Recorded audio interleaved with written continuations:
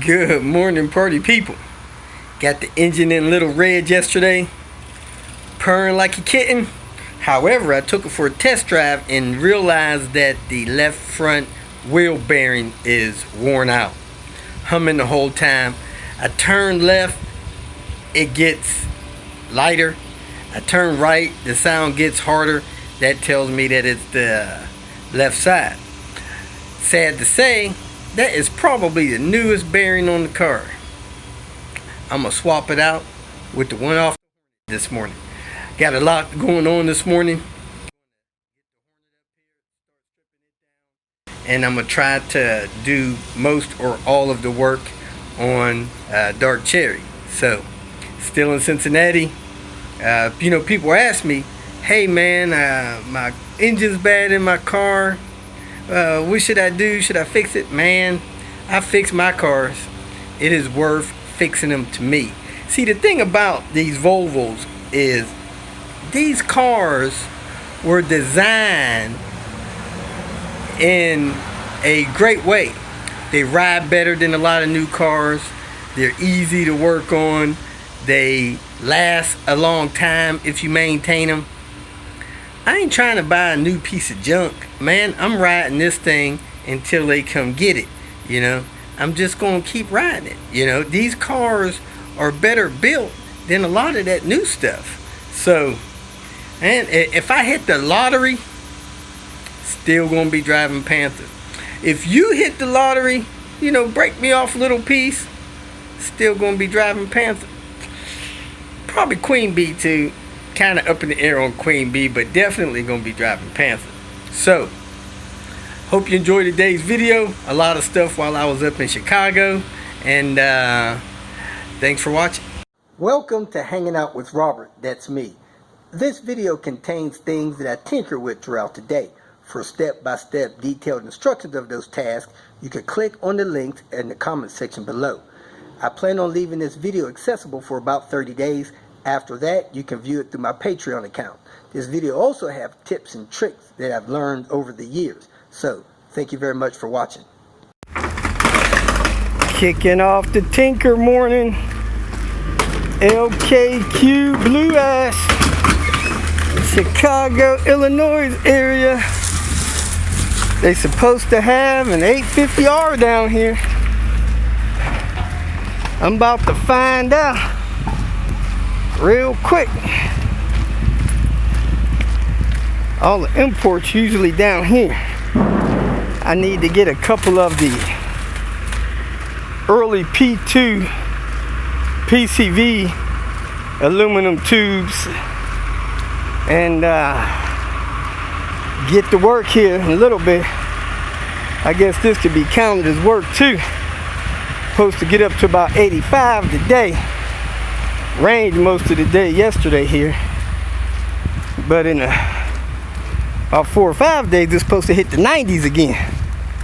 I know these people live up here because they're trying to avoid that 90, 100 degree weather. I don't think you can avoid it. Part of the Earth's atmosphere. Global warming. That's fake news, my bad. Anyway, see if we can find this car. Here it is, folks. 850R. Thing had a big old chunk out of that bumper. I guess nobody beat me to that. Wouldn't have done them no good. Looked like the turbo's original. Not sure if it had a rip kit on it, cause that's gone. Got the throttle body gone. Somebody probably beat this car down before it came out here. None of this removal stuff looks fresh. So, see if the emblem's on the back. The rear wing is gone. It had an R on it in the picture, but it didn't have the. Yeah, the R still there. Man, look at that rust. OMG. Don't look like that fuel pump's too old to make it come get that, probably. But I'm gonna slice this R off of here and move on. I don't know if there's anything else All the R interior is gone. Heck, this may not have even have been an R. Don't look like it.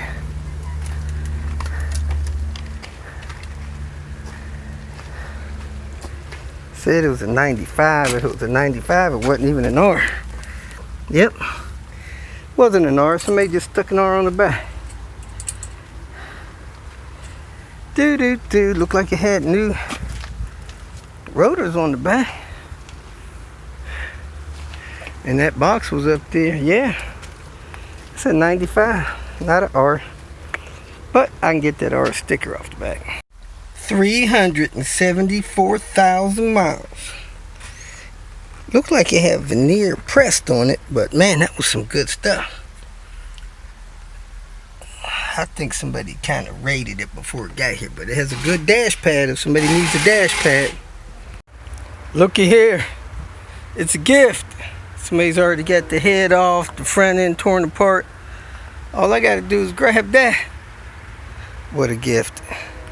XC90 down here has a tow hitch. Think I'm gonna try to come bust that off on my way out.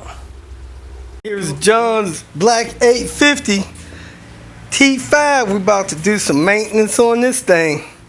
We're gonna hit it hard. Start it off with the thermostat.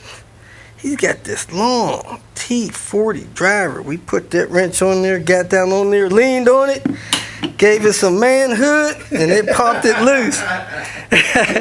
Now we're going to drain the coolant so we don't lose none of that and just start knocking out this list one at a time. Thermostat first.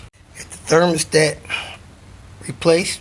Replace those bolts, water pump bolts. Now we're doing this coolant reservoir. Starting to get stress cracks in it. Old. Got to pop that sensor out with a screwdriver and be able to see what kind of coolant's in there. After that, there's a new bottle there. Only Volvo, boy. Here's this coolant line ready to bust.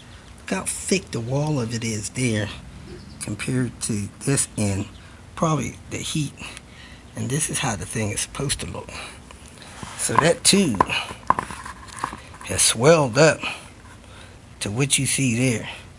Catch them because they're old and spongy, and if they blow, you get to make a decision. Do I shut the car off and get it towed home to replace this hose, or do I keep going because I got my cat in the car? Next up, we're going to do an easy one. Took a little water break. This car is missing the winter button. Guess what Red Bear no longer needs? Winter Sports Econo Switch. Yep. So we're going to jerk this one out of here. Put the one out of Red Baron in there. Then he'll have a working winter mode. Buttons in. Yep. A little bit cleaned up. Got a wad of gum or something in your seat, man. What's that? Really? Yeah, right there. Dang. Picked up a little debris in the coolant, so we got a strainer to strain it as we pour it back in. And let's see if we can read the date on this heater cord tag. Come on, find the tag, man.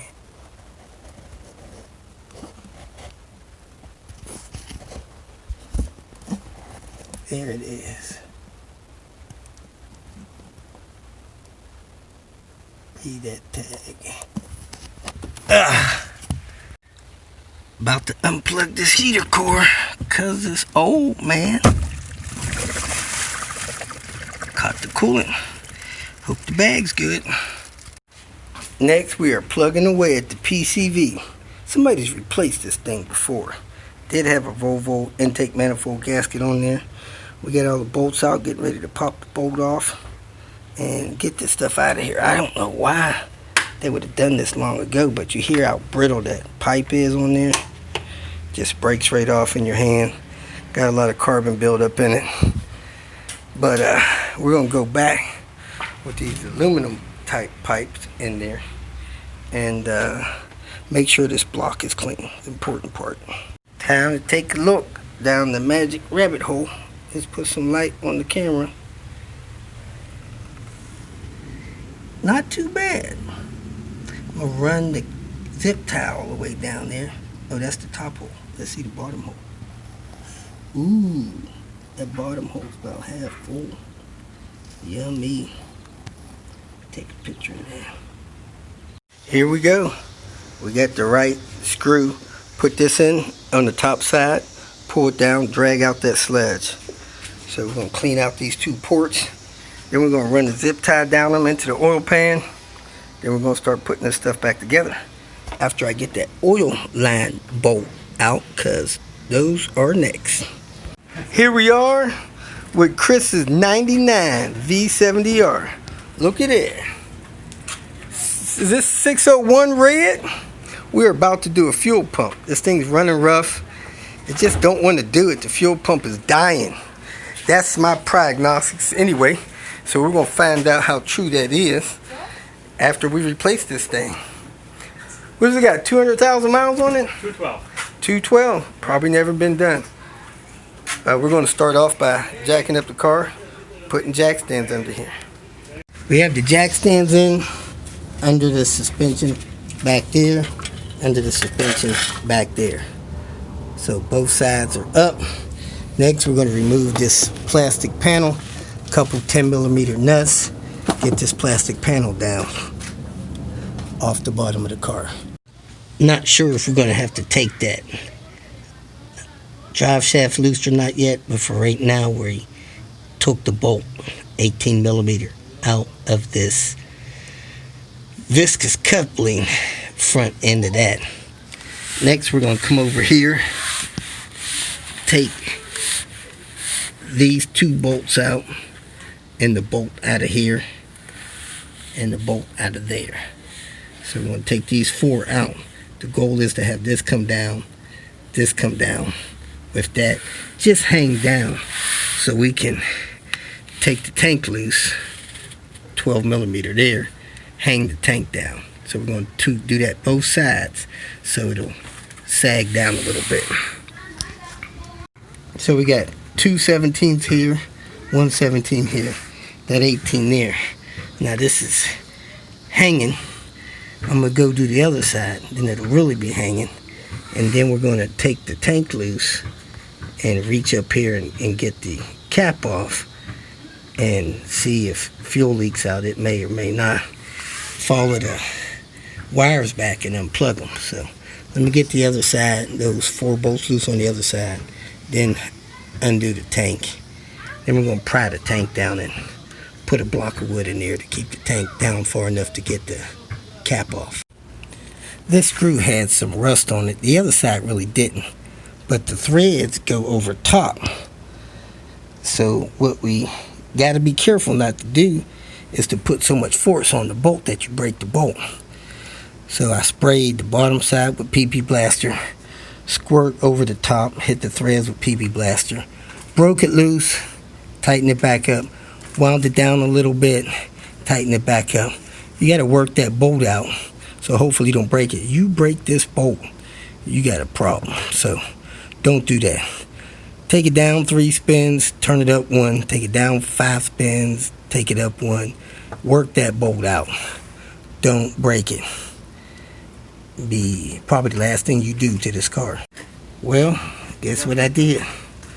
Broke the bolt. Can't believe it.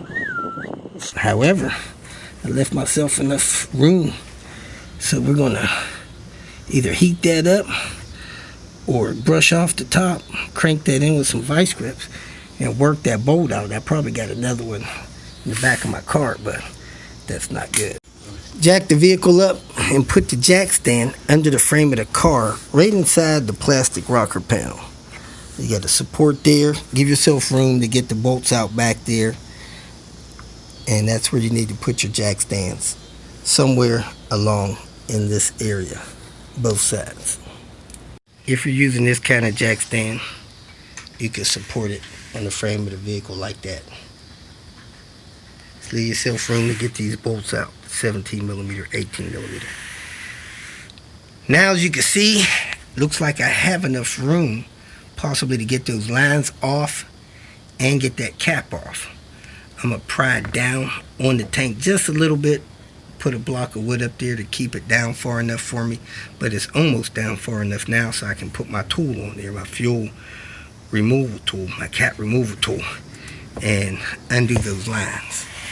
So those lines, they have a release part of them. You put something under those lines, pull them in, and they will lift off. Let me go ahead and take the lines off, then take the cap off. If you have a small screwdriver with a little bend in it, but this tool right here is like perfect. I wiggled it under there, got it under that clip, and just massaged that line right off. I'm gonna try to film myself doing the next one. I don't know if I could do it past my hand, but you just work that thing under there, under that plastic clip, and just massage that plastic clip up. And once you get that clip coming up, that line comes right up off of there, because that is the fuel release on the line. Let me get it started and then come back to the filming it. But that other one was so easy because I had so much visibility to it. I don't have the visibility to this next one, but let me get it started and come back to it. I got under there, it started coming off, so here I am trying to film it again. Get that thing under there, and oh, I took the other one off again.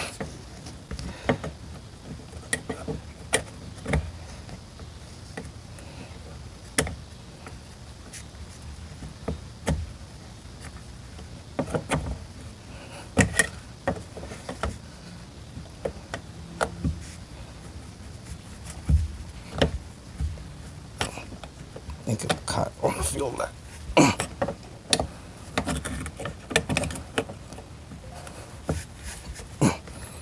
The other one came off a lot easier.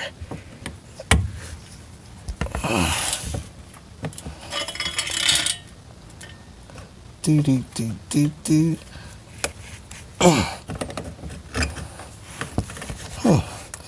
It's always one trying to be difficult.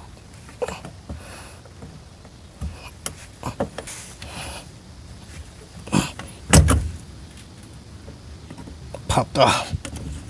So now we got both fuel lines off. Let me go get the fuel cap removal tool. Here's a clamp on here. I'm not sure why. It may be easier to take that clamp off before you start taking the cap off. So I'm going to take that clamp loose. I'm going to take the cap off, catch whatever fuel I need to in the drip pan. Then I'm going to follow the wire, get that wire loose. I took this 2x4, pried it up in the corner of that tank, and I walked it over on the ground. So this 2x4, I don't know, 1.5 feet, 2 feet, got it wedged up in there to wedge the tank down so I can have access to get these lines and stuff loose.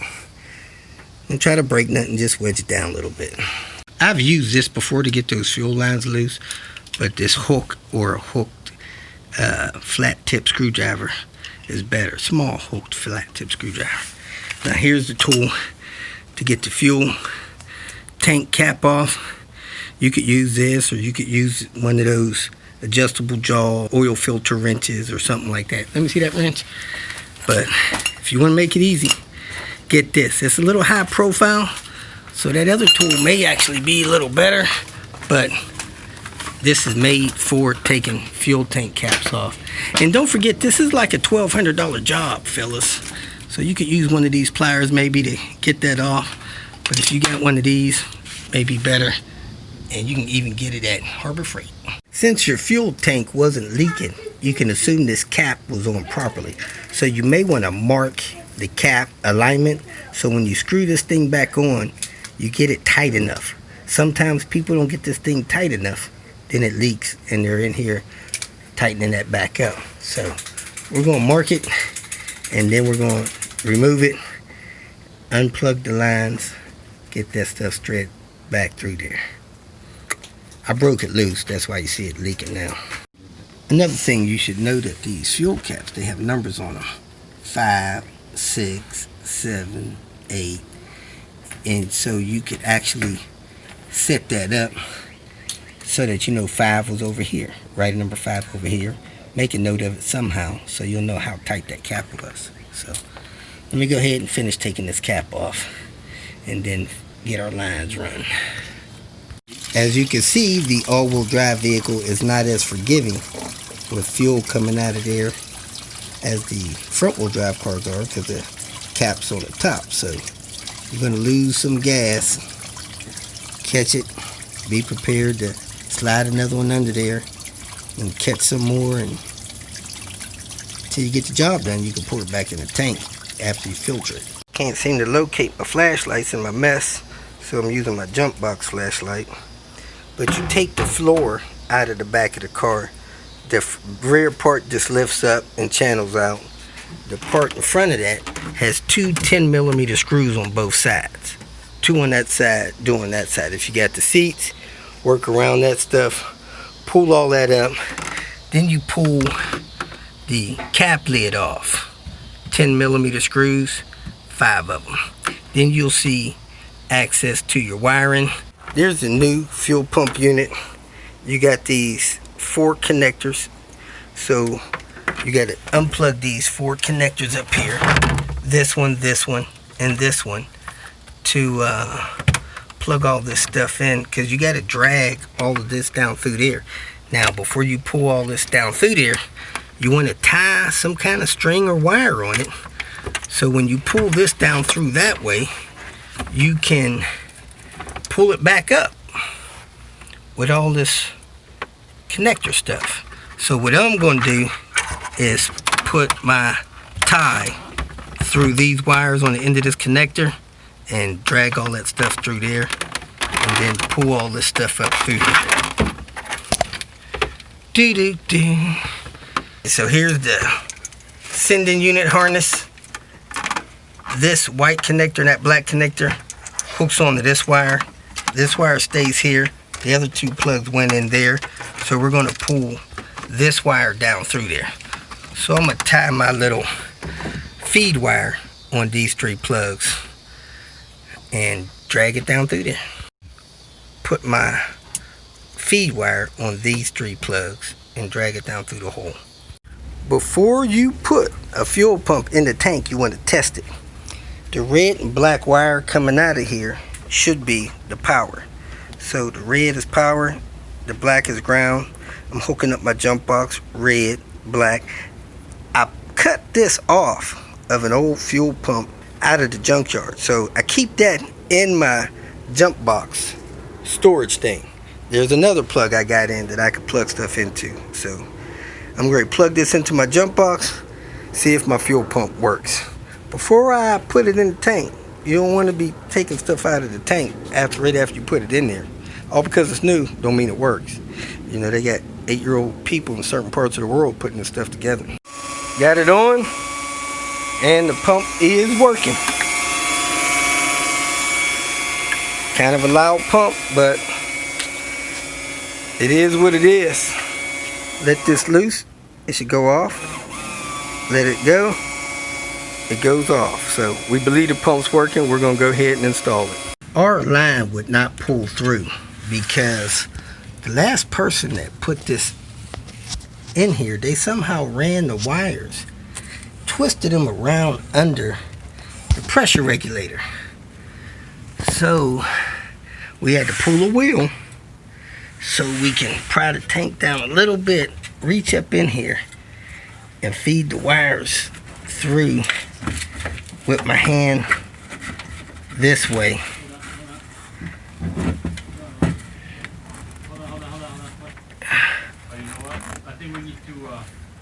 It's got to, but go ahead and pull it up that way.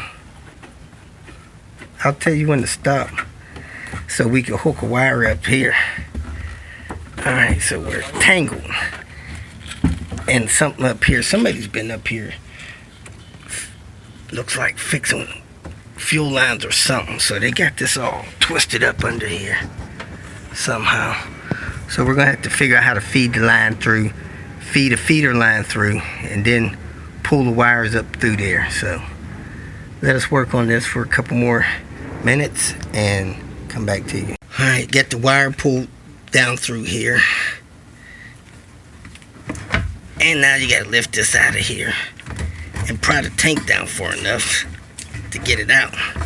But you can maneuver it in by wiggling it around and getting out. Just maneuver it out there past the floor.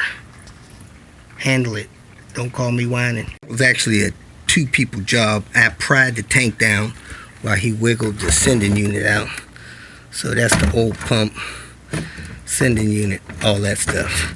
Now before you push the next one in there, make sure everything looks like it's assembled good, because you know how Willie Gilly's pump was. This will sit in here like this. You see it swings toward the center of the car. Put you a new gasket on there. Make sure when you get it seated the lines are parallel to each other. Make sure when you put it in there and secure it, the lines are horizontal to each other, and this sits on the bottom of the tank. So you may need somebody to pry it down while you maneuver this in there, or pry you a piece of wood in there to get it pried down some. Work that in there. Thread the wire through the cap. Make sure you don't get your fuel lines jacked up, and continue to put that in there. That's almost perfect. I pulled the unit down toward the ground where the jack stand is, so I could get the seal to fall in around the blind side, and then I used the tool that I used to take the lines loose. I tucked the rest of the seal in. Then as I pushed and wiggled it, it popped in. So the inner seal is in, the outer seal is out. Fill that all the way around. Make sure. Then thread your cap through the wire. Put your fuel lines through the cap and secure your cap on. Then secure that clamp on. And then we're going to feed the wire back up through where it belongs. Some people lubricate the seal so it pops in that tank nice and smooth, but I'm also going to recommend you lubricate the inside of this cap with Vaseline or something, so when you get close to tightening, it's not grabbing the top metal on the sending unit and twisting it. It'll glide and let this tighten all the way down where you need it to. So Mark, we're waiting for number 5 to come around. I screwed this all down by hand. This thing wiggled a little bit while I was going in and out, but you want to make sure that it's horizontal before you tighten it all the way down. If it's not, use a screwdriver or something, get in there and turn this thing a little bit so that it's where you want it to be. Your wires at the lowest point, these lines up and horizontal. I tightened it down. I got it lined up where it was marked. I had to put a small crowbar or a large screwdriver in there to stop this from turning, but it didn't try much since I lubricated the inside of the cap. So you can see the marks where that was down near the bottom, and got it all lined up, ready to put my ring back on here, tighten that down, then plug my lines back in, raise the tank, put some fuel in it to leak check it before I bolt everything up. Next, you want to go ahead and pull that cap off. Grab your line, put your line down over there, gently slide it in, right over it till you hear it click. That's it. Should have leak-proof connection. Tighten this clamp down, run your wire up to your floor. If you feel that this information was useful, please like it and share it with your social media friends. You can subscribe to my channel so that you will get notifications of future videos that I post. You can follow me on Twitter, and if you need to contact me directly, please visit my website. And if you have any questions, leave them below, and someone or myself will reply to them. Again, thank you very much for watching.